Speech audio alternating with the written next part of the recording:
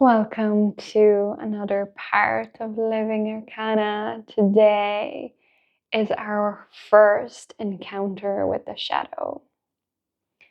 So, sinking a little bit deeper into the shadow of the fool with the understanding that when we make peace, when we make space, when we take time to understand the shadow, it becomes illuminated. It no longer has to govern and drive our life. It no longer has to act out in passive ways, but we begin to gather and collect data points for our own evolution and for our own understanding of ourselves. It allows us to deepen a little bit into ourselves, understanding that we all have shadow qualities. We all have unintegrated parts. We all have days or have had days and encounters where we perhaps didn't show up in that loving and light way, not in that highest way.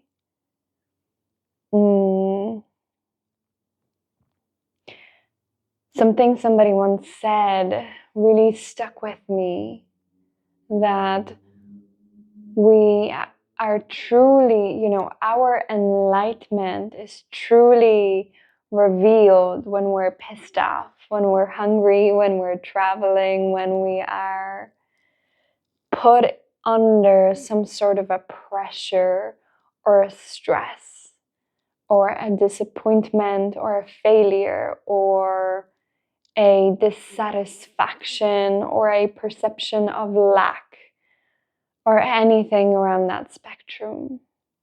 Because in those moments, usually our, what are they called? Not innocent, young parts might come on board. Parts that have not yet matured, or parts that might lash out or attack or fight. And it's not to say that those qualities that we're going to be speaking to within the shadow are bad. Let's take the concept of good and bad out altogether, and instead let's treat them as flavors. Grief can be a flavor, and so can be rage. But when we use our rage in order to control another person, or in order to share our dissatisfaction through very sneaky, unhealed ways, passive aggressive ways, then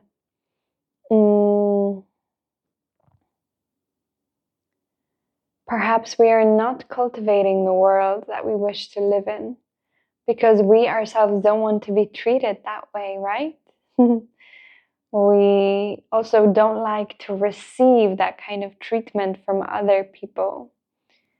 And sometimes we treat others like that too. And, this is not really a conversation about boundaries and when things are right and morality and when things are wrong, but more about an inquiry into places within ourselves where we might feel a little bit contracted. So take a deep breath with me, first and foremost. Reestablishing the connection to your roots, your spine, your lower belly. Maybe closing down your eyes and letting your shoulders drop away from your ears.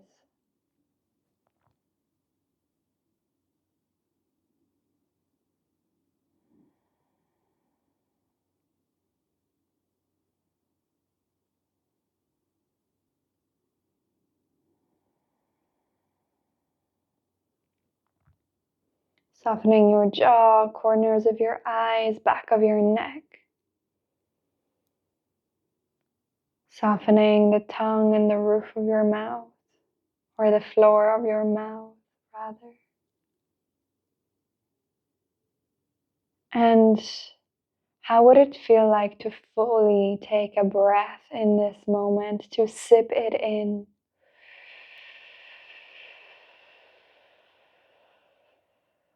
To allow it to permeate, to come into every single cell of your body, to bring in a new energy.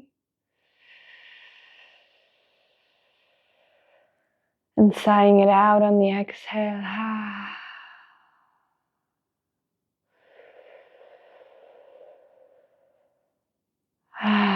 When we're working with shadow material, this is the space where you might want to engage your breath a little bit more, where you might want to move or sound or shake or journal. And instead of allowing that energy to keep piling over you, holding that spaciousness and that awareness, spaciousness and that awareness that we can truly hold it all. And we don't have to carry it all. We don't have to carry any of this information like a sentence. We can chuck whatever doesn't serve us. You know, Sabrina Lynn from Rewilding says, chuck it in the fuck it bucket. Chuck it in the fuck it bucket. If it doesn't serve, if you don't want it, don't take it. These are simply pointers and places and spaces of investigation and curiosity so that we can bloom into the fullness of who we are, into a more expanded, into a more, into a more juicy, deep space. And the way that I like to work with the shadow is to, in some ways, find a shred of pleasure in it, some sort of like, not overindulgence, but a way where we can reclaim power. So if we are going through something challenging or something difficult, if we reframe and if we say, this is a challenge, this is a test, this is something that is sculpting me, this is something that is revealing to me a stuck part, this is something that will make me a better lover, a better mother, a better friend, a better business owner, this is something that is, pressing into me, that is trying to pressurize and squeeze something that no longer perhaps fits, that is no longer welcome in the next journey of my life. And with that mindset and with that approach, we can digest, we can devour. I love this idea of, there's an aspect of Kali who is able to, Kali, the goddess of chaos, destruction, transformation, death, rebirth, rage. There's an aspect of her that is able to extract nourishment from poison, from rotten food, from anything that might be thrown at us or anything that we might have picked up that is just sticky and icky. But she has the vigor and the audacity to sip it in as if it was sweet nectar.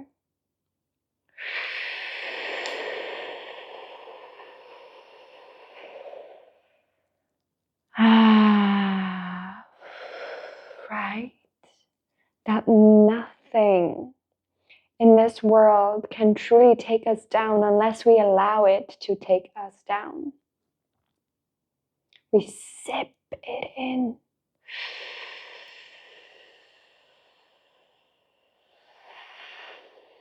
And sometimes it can be difficult, it can be tense, it can be challenging, but we expand our body, we expand our energy, work with our Kundalini, we work with our creative life force, we get stronger so that we can meet all of those discomforts and shadows in a completely new way, rather than, falling on the floor and being a victim to it and saying, why is this happening to me? Who wants that experience? I mean, if we want that experience, good on you, but for me, for sure, I have found that this is not a pleasant experience. Usually it ends up in some sort of a collapse, in a depression, in a place where I feel bad about myself, in a place where I say bad things about myself, in a space where I say bad things about others, in a space that life gets even more difficult, life becomes even more challenging. I feel like opportunities are not coming to me. I feel a little bit out of place in life. You suddenly stub your toe, or you get stressed, or you get sick, and a whole other plethora of experiences. We all know those, right? And I'm always in inquiry of the fine line between descent into the shadow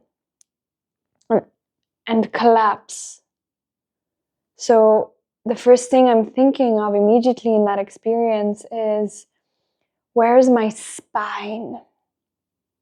If I'm descending, if I'm traveling through something difficult, if I'm moving through a challenging emotion, yes, let it move through me.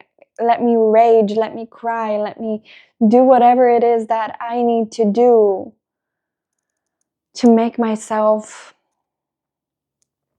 not have to hold it in my system, to move that life through me, to say yes.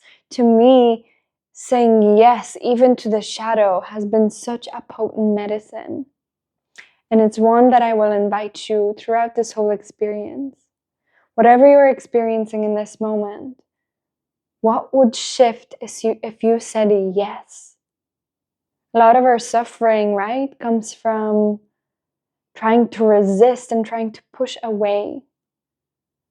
This is not happening to me. I'm not this type of person who is experiencing this, blah, blah, blah, blah. And so working with the shadow in a way where we say yes within reason, right? In a way where we say yes to life. If we have grief moving through us, we're no longer lying to ourselves to say, I'm happy, I'm okay. And of course, we will have moments where we just don't want to carry stuff, and we want to feel weak, and we want to feel tired.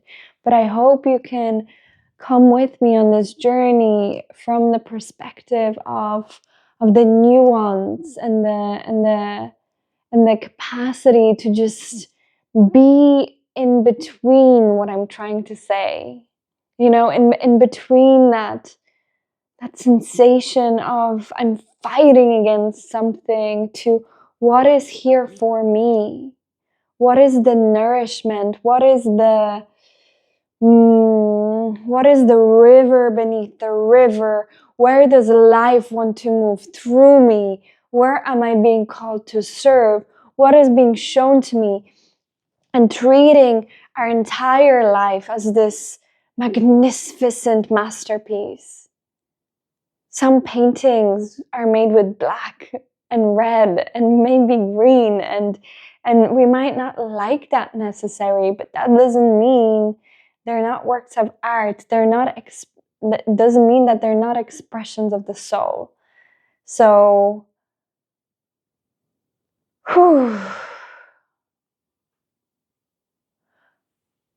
what is the way that you can work with the shadow that will be of the highest good for all beings, including yourself? What is your blueprint? What is the way that you can work with your shadow in a way that truly serves. For me, as I mentioned, it is to move that energy through me, to find some sort of expression, to find some sort of movement forward, to find some sort of rhythm or flow, to find the gold, to find the nectar, to find the energy. If we believe that within every single experience is at the center love, then life begins to shift a little bit in a different direction. If we're experiencing huge grief, like heartbreaking grief, if we allow that experience to move through us, if we move with it, we will find ways of expressing, of sounding, of howling with grief that we have never experienced within our life. And that in itself will expand our capacity to truly touch this life. Because this human life, I don't know if you figured it out, and if you have a different story, please tell me how you did this. But it's not always perfect. It's not always something that we desire it to be. And sometimes it's laced with confusion and judgment and disappointment and not knowing which way to go. And so in those moments, what is the energy? What is the template? What is the blueprint that can be with us? That can allow us to meet that sensation. To me, meeting shadow, it's like going on a journey into the underworld. We are being served medicine from, God, goddess, divine, whatever you associate with. And we are being asked to grow. We are being asked to evolve. We are being asked to step more deeply into love. We are being asked to let something go. We are being asked to let something in. We are being asked to transform, to go on this hero's journey, to go on this adventure of a lifetime.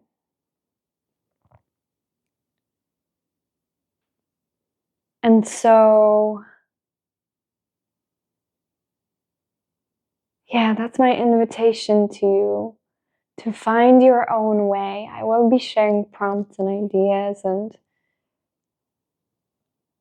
ambitions with how we can work with that energy, but it is ultimately in your hands. Like, what is serving you? What is helping you? Do you imagine yourself like as a heroine or a hero of your favorite fantasy novel, going to fight the dragon and liberate, humanity? Or are you, doing it for the children?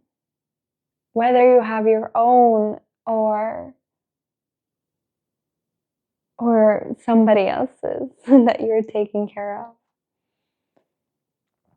Maybe the feeling or the energy of a hungry mother, this devouring, transformative Mother Earth.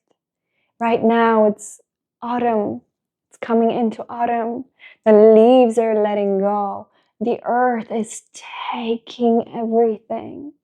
The earth is taking everything into her depths.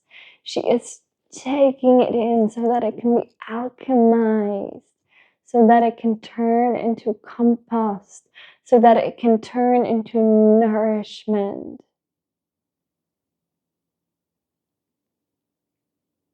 What is it?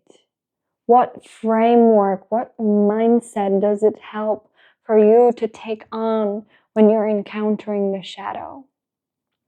My first invitation for you is to perhaps Take the journal questions below. Maybe draw. You can move them through your body as well. You can speak them outside. You can write them, do a free flow journal practice. And let them move through your body then. Finishing off with a dance or a shake or something that just allows you to come back in some ways from your inner world, from your inner journey. And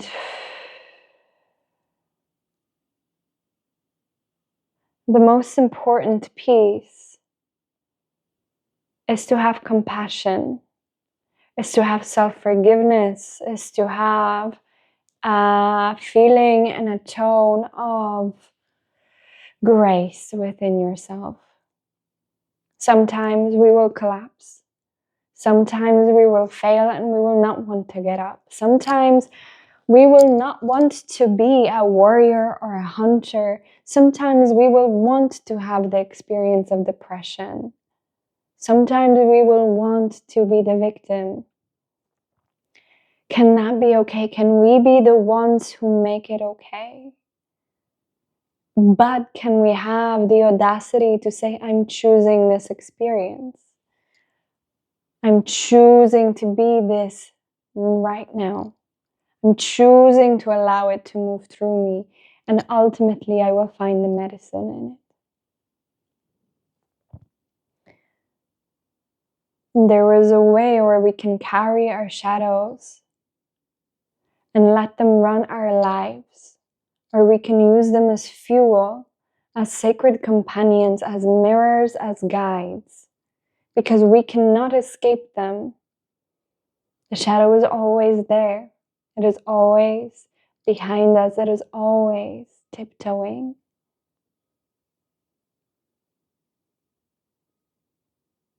This can be seen similarly to death. We are always walking towards death. There is not a day in our life when we are not. And we can use that as contrast. We can use that as something that enhances the texture of our aliveness, rather than something that we just try and escape from. It is the unescapable. And similarly with the shadow as with death, what if we change the narrative? What if death is a long lost lover and the beginning of a new adventure? And after living a long and beautiful life, we get to fall into the arms of our beloved. After having given everything to this life, after having given everything to this life, after having tasted everything, maybe tasting shadow is not your thing, and that's okay. Tasting helps me to make sense of that in my body. I'm tasting the flavor of this. I don't really like it. Maybe it tastes like sand. But I'm biting into life. I'm taking it in. I'm taking it and I'm making it medicine. Within some shamanic cultures, there is the tradition that the medicine is the poison. But if we keep escaping the snake, then we can never truly receive the medicine. It's this kind of twist of having overcome the challenge and the transformation and the death, rebirth experience that we might often avoid, and extracting the medicine at the end. There's so much here. I invite you to take the questions below into your contemplation, to make contact with them, to touch them, to inquire into them. Some of the flavors are, what is my relationship with shadow? What is it that I feel around the shadow? What is it that even this concept shadow is bringing to me? What do I fear around the unconscious? And allowing that to run through our system, to be witnessed by our psyche, to be witnessed by our mind, our brain, our consciousness in a way that in some ways takes it out of the shadow, takes it out of the fear. We often fear that which we don't understand, or that which we are afraid to touch. But when we say yes, we find a space, we find a capacity, we find it and build a container that can hold it all. Understanding that the deeper the roots, the longer the tree branches,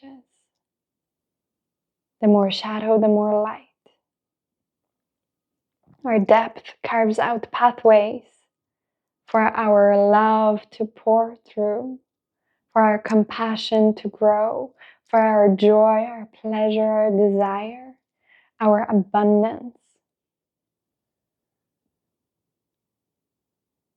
And if you feel like sharing, I would love to hear within the Telegram group, what is your experience of the shadow?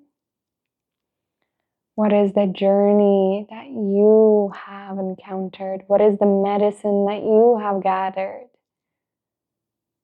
And what is that one piece of information that truly served you in understanding the shadow? Remember, breath, sound, movement is always your friend.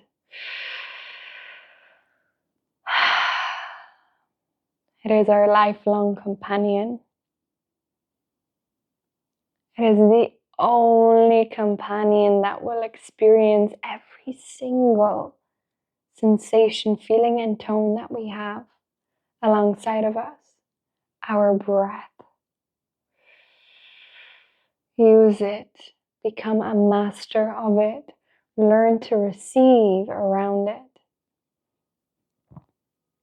And open to the mystery of the breath throughout this experience. Like Kali, who sips in the poison. Nourishment.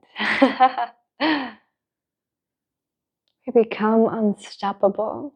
We become empowered. We become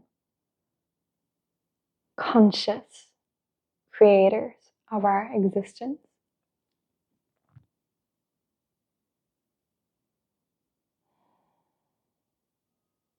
I'll see you in the next video. Take care.